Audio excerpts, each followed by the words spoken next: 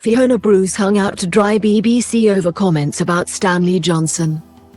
Fiona Bruce has been drawn into a fresh row with the BBC as she was forced to stand down from a domestic violence charity over comments made about Stanley Johnson on Question Time. The presenter said she was stepping back from her role as an ambassador for the charity Refuge following claims she had trivialised domestic violence during a discussion about Boris Johnson's father on last Thursday's show. On Monday, friends of Ms. Bruce told the Telegraph she had been hung out to dry as BBC producers had provided her with lines to defend the corporation from potentially defamatory allegations should the topic of domestic violence come up on the show. Ms. Bruce is devastated by the online response since the show, it is understood. And allies have called upon the BBC to better support its talent.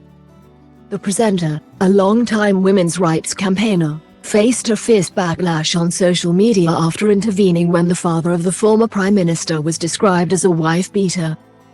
Yasmin Alibhai-Brown, a journalist and panel member, had said the 82-year-old's alleged history of violence was on record.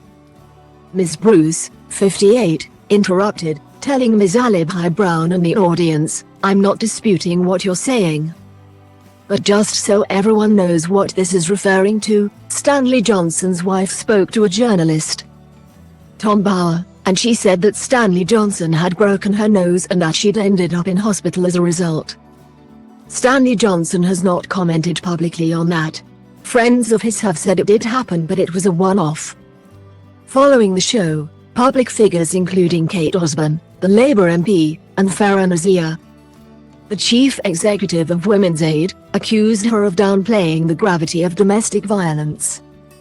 Carol Vorderman, the former Countdown star, also commented on the situation on Twitter in a string of tweets in which she accused the BBC of hypocrisy.